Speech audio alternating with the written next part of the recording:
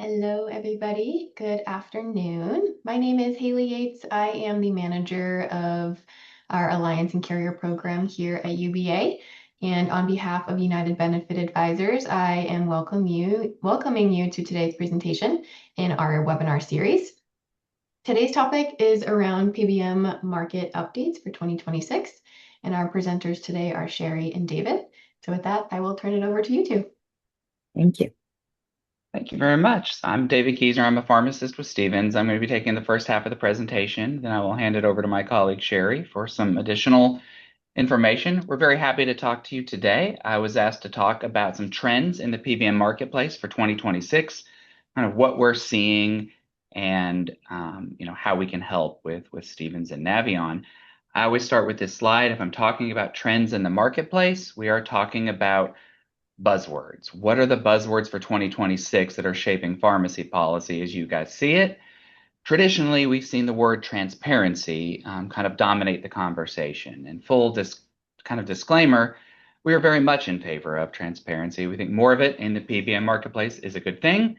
However, we need to see it as a tool. It's a tool you use to reach your goal. It's not the goal itself. I was talking with a large employer just this week.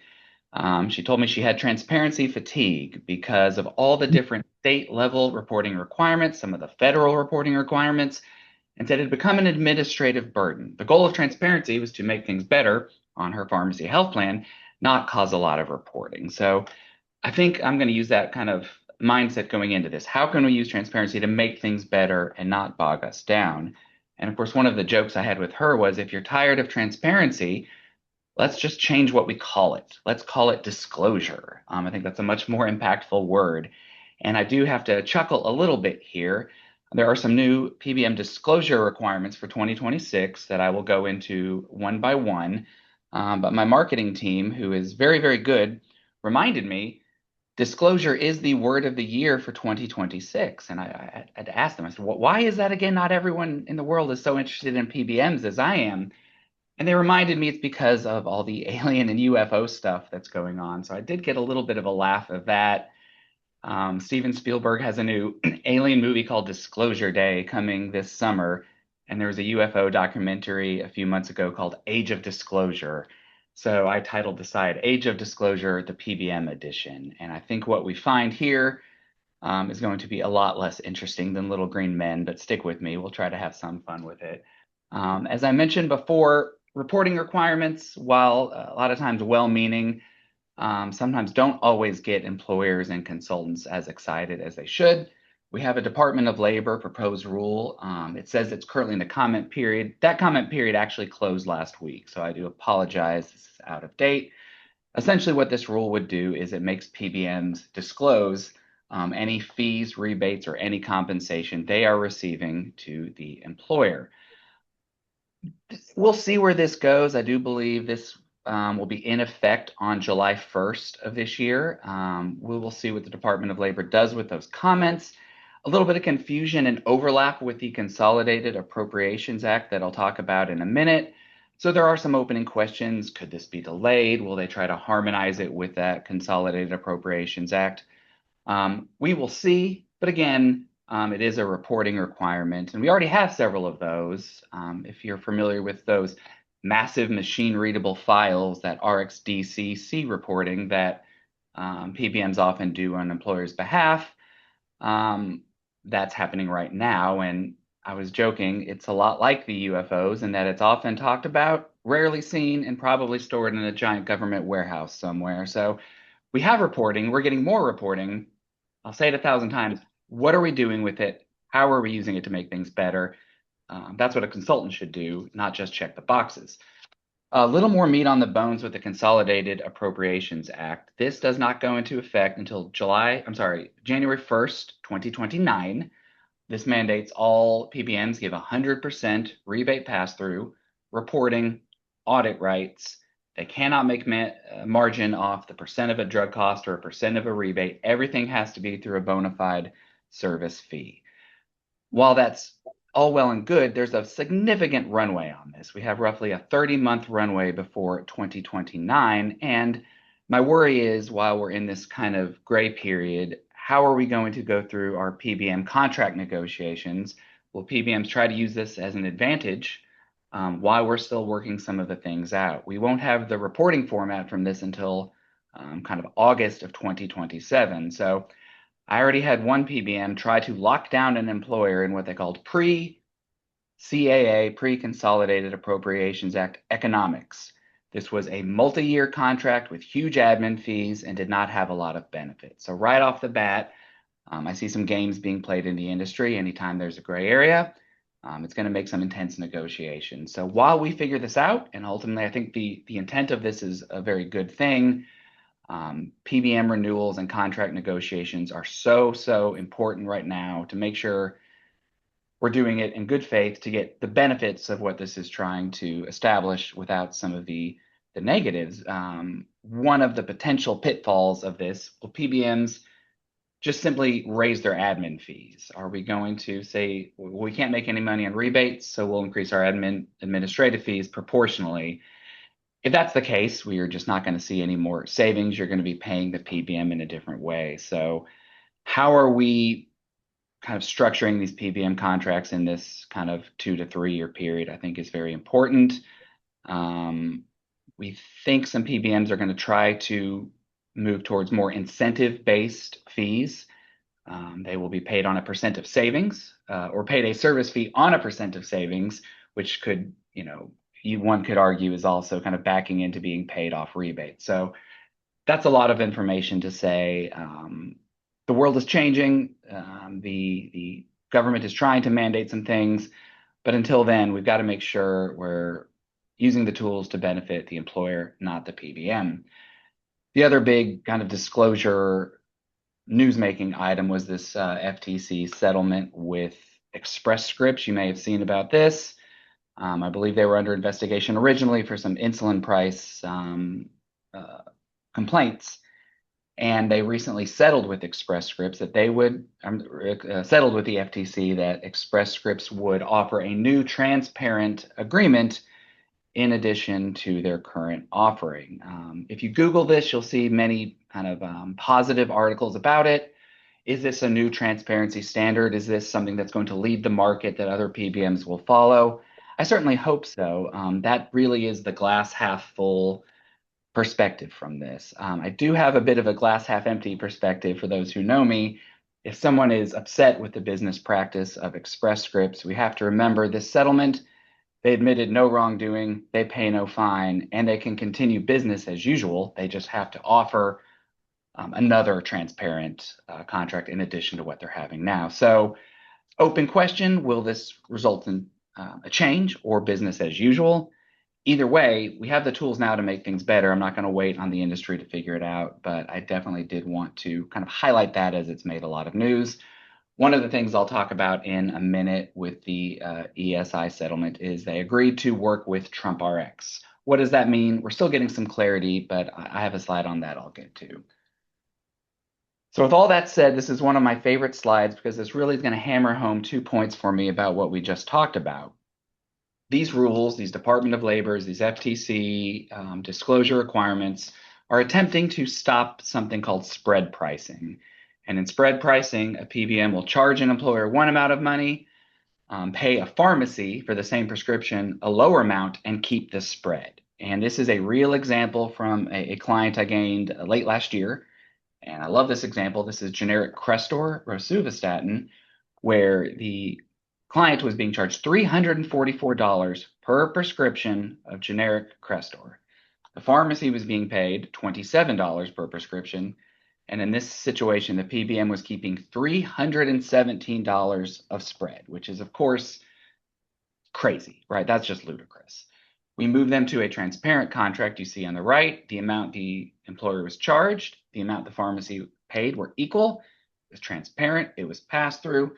And we have that flat administrative fee of $3. So obviously, this is an example of using transparency to make things better, not just putting it out into the world, taking this information, putting the employer in a better spot. So this is why there's a lot of legislative policy at the moment. But what's really interesting to me about this scenario, the employer, when I met them, they had all this data. The PBM was reporting it. They had reporting tools. They had databases.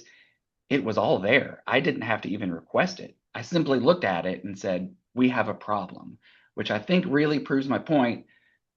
Transparency without action, that really is the problem. I don't need to wait on the government to mandate more reporting requirements. In many situations, I have the data right in front of me.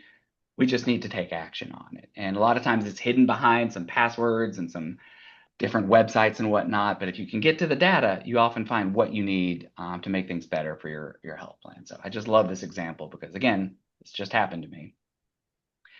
I mentioned Trump RX. The other kind of buzzword or trend in the industry is direct to consumer. Of course, when you think direct to consumer, Trump RX seems to be kind of the name that's dominating the conversation. It's still kind of in its infancy. You can see here, they're not selling anything directly to the member. It is links to either manufacturer direct to consumer websites, or in a lot of cases, manufacturer coupons through a good RX type system. When I put this together, there were 43 drugs. I think there are more now. Is this going to have a big impact? We will see. As a pharmacist, my first concerns are we losing data? If a patient is paying directly to a drug manufacturer or through this website, are we losing patient data that we can use for safety? One of the things we do in our pharmacy consulting platform, we check our patients on using too many drugs, polypharmacy, drugs with interactions. How can we use the data at our fingertips to make things safer for the patients? As things go through this, you do worry about you lose some of that safety data. And then, of course, if we're tracking accumulators for out-of-pocket situations, we're going to lose that as well. So some things still to work out. And then, of course, the Community Pharmacy Association made a statement, does have some concern that if we're cutting PBMs out of the mix, they don't want to be cut out of the mix either. We don't want to cut out the community pharmacists. So how many middlemen are we going to cut out? How are we going to do it? How will this be billed? This is going to be, I think, a big part of the conversation and contract negotiations going forward. So still some things to work out, but I think it's an interesting industry trend to keep track of nonetheless. And then the other kind of buzzword I was asked to talk about today is artificial intelligence, which is a very loaded term. When you think AI in healthcare, obviously your mind goes to some pretty interesting places: drug development, disease management. How can we use AI to create new medicines to treat diseases that previously didn't have treatments? I'm going to talk about something a little more mundane, and that is the drug delivery or distribution logistics side of things. You may have heard late last year a lot of headlines around AI-operated drug dispensing kiosks. Some from Amazon really made the headlines. They're being trialed out in California right now, expanding through 2026. What I want to be kind of clear about here is when we say AI, right now, these drug dispensing kiosks aren't counseling you on your medications. They're not checking for interactions. They're not doing some of those clinical services that a pharmacist typically does. The AI is used for inventory management, claims processing, some of that distribution that's very important, but maybe not as headline grabbing. So will these kind of sweep across the country? Will other companies try? I do think it is an interesting trend because this could give employers leverage when they're negotiating reimbursement rates with their PBM. And as we see different state policies try to mandate dispense fees for pharmacists, well, if we are automating and gaining the economy of scale through these kiosks, what effect will that have? So definitely something to keep an eye on as we move forward. So before I hand it over to Cheri, I think I've made the point a few times now that just putting this out in the world and trying to check the box is not a good strategy. Some consultants are going to say, we're going to meet these requirements, and that's great. We're going to meet them too. But how are we going to use things to improve the outcomes for your health plan and the patients that we represent? And that's what I want to hand it over to Cheri right now to kind of walk our way through. So, Cheri? Great. Thank you, David. Appreciate it. Obviously, always appreciate your passion and wanting folks to just take action. And it sounds like you've had a lot of good recent examples of that with some of your clients. So again, Cheri Rambo, EVP of Business Development with Navion.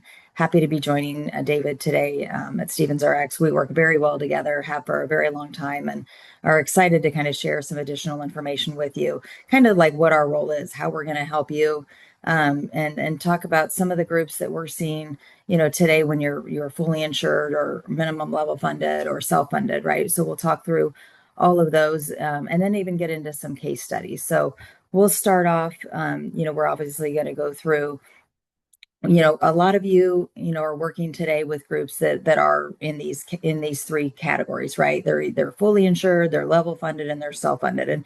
And what are the strategies, and how can you look at the overall, the overall pie, if you will, to see how can I help, generate savings, and what can be the options for these folks. And if you look at a fully insured arrangement today, as you know, there's no rebate, transparent payment. You usually get a top claim file, top 25 drugs. You don't typically get PBM choices. You have, the carriers are selecting those PBMs for you. And then you've got, reinsurers that are held captive by the carriers, and there's little to no alternative funding solutions. And we'll talk a little bit more about that in a minute, but those are the areas where you can have significant savings on specialty drugs. So that's kind of the first bucket when you look at the fully insured. The level funded takes you a little bit step closer, to the self-funded, where you start to see rebate share. It's dependent on carrier and TPAs, but there is some share there.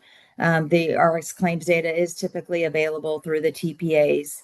You get reinsurance, dependent on a particular arrangement.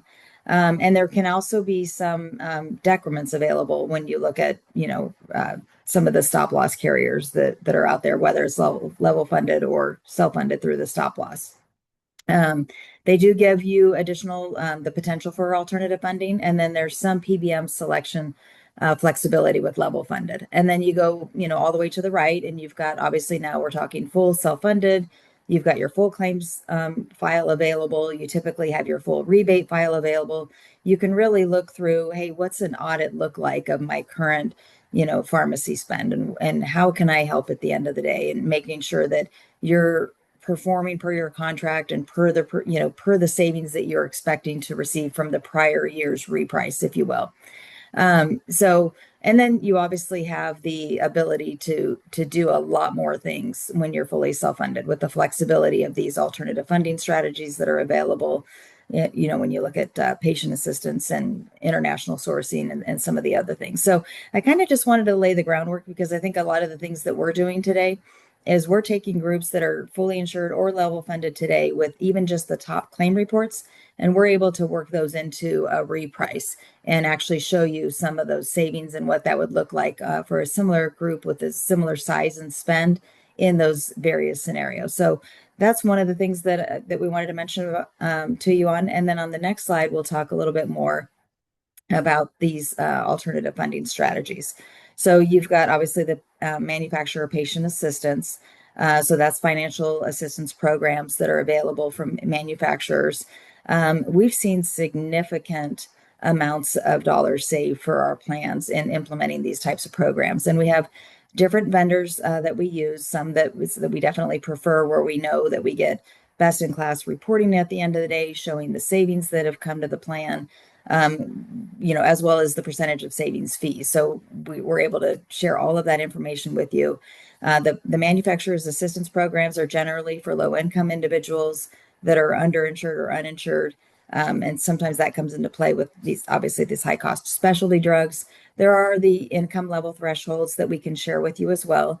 But typically, we see significant assistance in these areas. So we wanted to be able to share that they sometimes can cover the full cost of the drug for both the patient and the plan sponsor.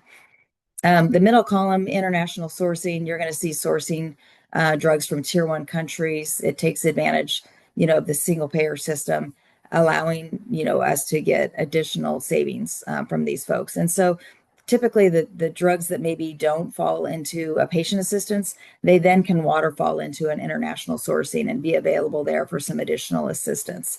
And then plans can often set that to be a zero copay to incentivize the member for adoption in that program. But those are, again, they're optional programs, but we do show savings for both of those programs. And then more recently, we're starting to see 340B pharmacies, and that they are, part of a federal program, that allows the hospitals and clinics to purchase medications at reduced prices. And so when doing that, it's reducing the overall prescription drug cost for the plan and the participants.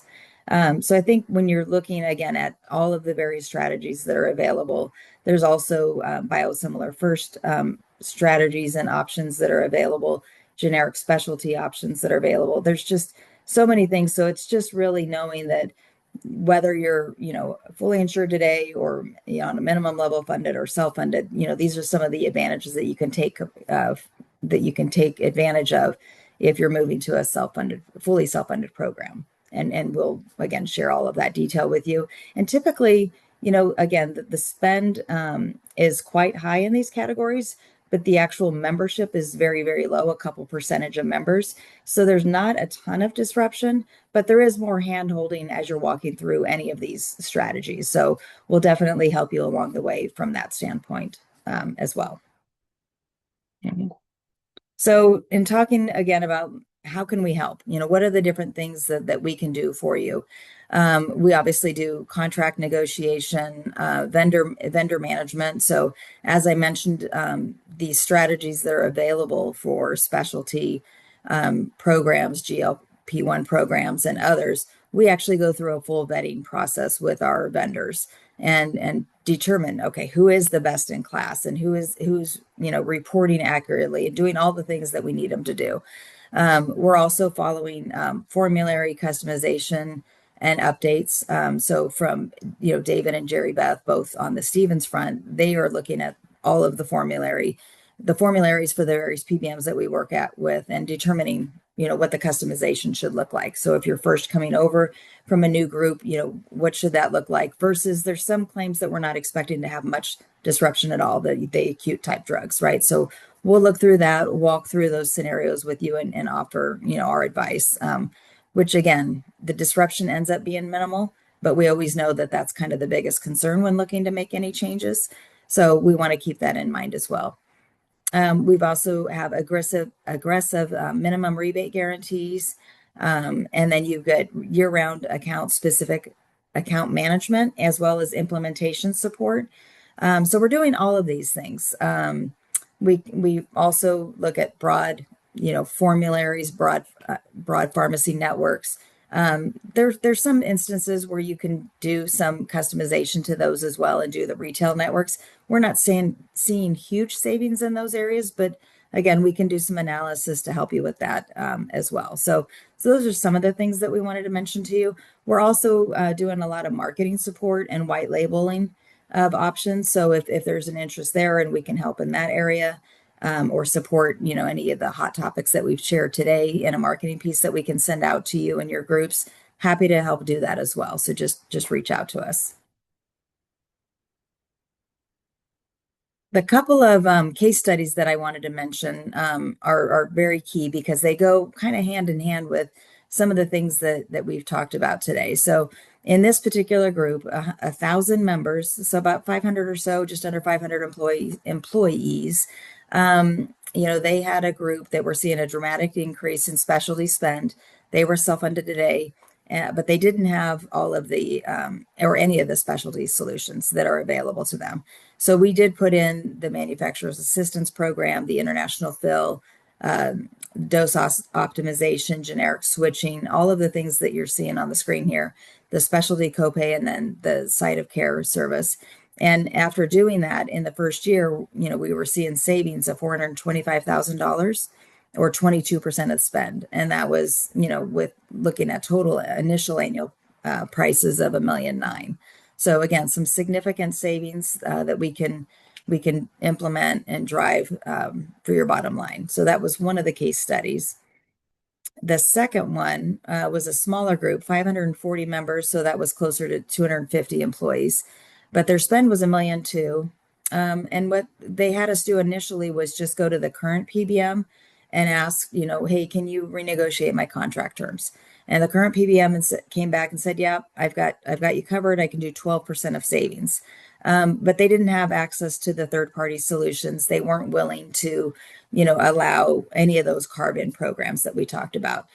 So we went back, did some analysis with some of the other folks that we worked with, and said, for this client, there really needs some additional savings. What are our options? So we were able to generate both the contract savings as well as the additional savings, with adding in the integration of the specialty solutions. So in this case, they had the 1 million in spend, and they were able to save 34%, or almost $400,000, which is huge for a group of that size.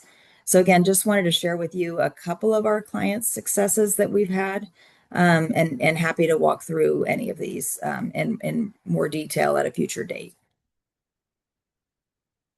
So when you're experiencing the Stevens and Navion difference, what we both like to share is that, well, first of all, you get David, right? And who better to talk to about UFOs and disclosure than David?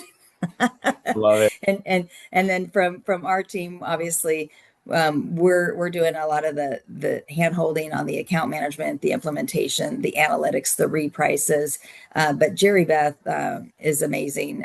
She does a lot of presentations, a lot of webinars for our teams, and for our clients when it comes to anything that's hot topic, whether it's a GLP-1 or any other discussion that you can think of. She's happy to lead that, and it goes a little deeper. I mean, we'll go on a call with a client, and they'll just say, "Hey, I need more information about this particular condition. How can you help?" And they'll be able to research it and give you feedback in an email or in person, however you'd like to do that, on a phone call. Clinical review, when you think about that, we're reviewing every high cost claim before the PBM adjudicates. And so we're proactively able to share with you any of that information. How do you want to handle those? We talk about them on the implementation on the front end, and then kind of throughout the year, depending on what we start to see that might, make us want to make a change at some point, even within the current PBM.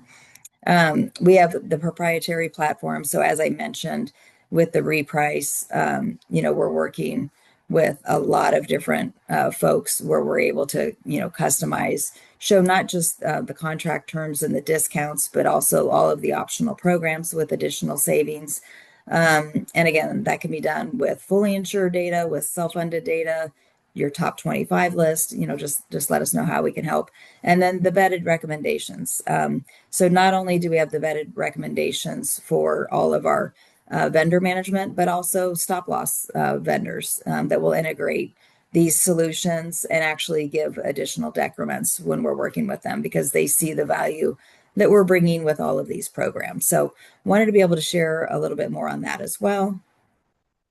And I think we are close to a wrap. So I think we shared a lot in about 30 minutes or so, and we'd be happy to answer any questions that you might have. The Q&A is open. I know it takes an extra couple seconds to physically type a question, so I'll leave that Yes. open for now.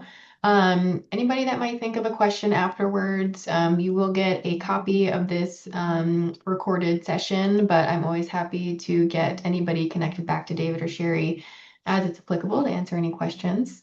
I don't see anything in the Q&A right now. I'll give it another minute or so and see if anything pops up.